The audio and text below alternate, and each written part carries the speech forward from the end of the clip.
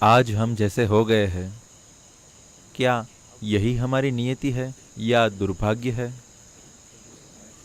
जिस शहरी समाज में हम रहते हैं, क्या जीवन की पूर्ण क्षमता की खोज करना ही हमारी व्यवस्था है, या किसी ऐसे व्यक्ति की खोज करना जो हमें उस विचार तक लेकर जा सके, परम का मूलभूत विचार जिसे आप जीवन की पूर्ण क्षमता कहते हैं? यही हमारी व्यवस्था क्यों है? क्या किसी समय यह बहुत अलग था? एक आधुनिक समाज ऐसा क्यों हो गया है? कई समाज हुआ करते थे। ये संस्कृति ऐसी हुआ करती थी। आपको इस देश का इतिहास पता है? लगभग 6-8 हजार साल पहले When the जब सबसे पहले आर्यों का हमला हुआ,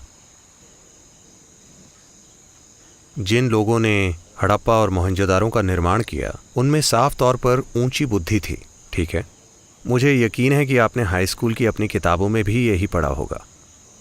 अंग्रेज़ों ने यह स्कूली किताबों में लिखा था और उन्होंने कहा हड़प्पा और मोहनजोदारो में बहुत ही व्यवस्थित गटर थे। अंग्रेज केवल इसी में रुचि रखते हैं कि वे अपने मल मूत्र को कैसे संभालते थे। उनके लिए यही मायने रखता था, क्योंकि उनकी गटर व्यवस्था इतनी बुरी थी कि वे कुल मिलाकर यही सोच पाए। उन्होंने ये क्यों नहीं सोचा कि लगभग 6000 साल पहले अगर लोगों ने ऐसे जटिल स्थान, बड़े मंदिर और चीजें बनाई तो वे कैसे लोग थे, उनकी बुद्धि कैसी थी, उनके विचार क्या थे, उनकी चेतना कैसी थी, वे किस चीज के बारे में सोचते थे, या उनके जीवन का अनुभव क्या था कि वे इतने संतुष्ट थे। उन्होंने अद्भुत नगर बनाए और उनके पास अपनी रक्षा के लिए कोई सेना नहीं थी। यानी वहां के लोगों की चेतना कैसी रही होगी, वे कैसे जीते थे? नहीं, उनके पास अच्छे गटर थे। आप स्कूल की किताबों में यही पढ़ते हैं, मैंने भी किताबों में यही बकवास पढ़ी थी। yes.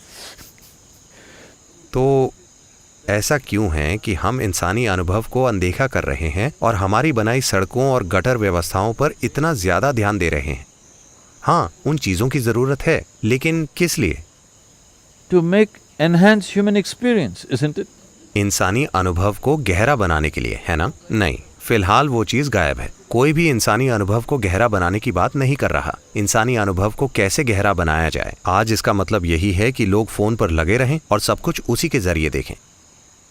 ये बस आपको चकाचौंध कर रहा है, लेकिन ये किसी भी तरह आपके अनुभव को गहरा नहीं कर रहा। ये आपकी इंद्रियों को सुन्न कर रहा है, बस यही है। ये आपके ग्रहण बोध के साधनों को सुन्न कर रहा है। ये किसी भी तरह आपका अनुभव गहरा नहीं बना रहा। तो हम उस ओर क्यों जा रहे हैं? क्योंकि हर कोई शिक्षित हो रहा है। इस पीढ़ी तक शिक्षा का अधिकार जैसा कुछ नहीं था।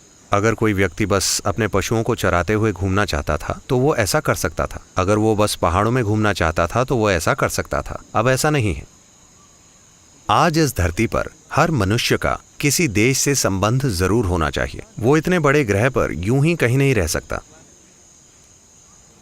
लगभग 100 साल पहले 60% से ज्यादा लोग किसी देश से संबंध नहीं रखते थे, वो बस रहते थे। अब आपका एक देश से संबंध होना ही चाहिए। अगर आप किसी देश से संबंध रखते हैं तो राष्ट्र के हित में आप एक बड़े समाज की सेवा करते हैं। नहीं, लोग बस यूं ही क्यों नहीं रह सकते? नहीं, कोई भी खुद से नहीं जी सकता। हम मानव जीवन का महत्व कम करके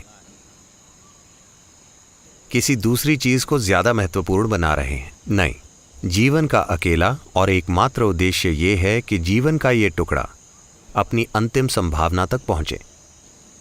चाहे आप एक केंचुआ हो, या एक टिड्डा, या एक पक्षी, या एक पशु, या एक पेड़, या एक मनुष्य, जीवन के हर रूप का यही एकमात्र उद्देश्य है कि वो अपनी पूर्ण क्षमता तक विकसित होना चाहता है, कुछ और नहीं बनना चाहता। शायद आप इस पेड़ को देखकर सोचें, अरे मैं फूल लेकर पूजा कर सकता हूं, या आप उस पेड़ को देखकर सोचें, अरे इससे अच्छा फर्नीचर बन सकता है। लेकिन ये पेड़ फर्नीचर के बारे में नहीं सोच रहा। ये तो बस अपने पूरे आकार और पूरी क्षमता तक विकसित होना चाहता है ना? आपके मन में फर्नीचर के विचार हो सकते हैं। इसी तरह अगर मैं आपकी ओर देखूं, आपके पिता आपकी ओर देखकर सोचें ये क्या बनेगा, ये उनके विचार हो सकते हैं। नहीं, इस जीवन के ऐसे कोई विचार नहीं है। ये जीवन तो बस अपनी पूर्ण संभावना में खिलना चाहता है। उस संभावना के लिए दुनिया में दुर्भाग्य से बहुत बहुत बहुत ही कम मौके, बहुत ही कम। बाकी हर चीज आपको पहिए का एक पुर्जा बना रही है।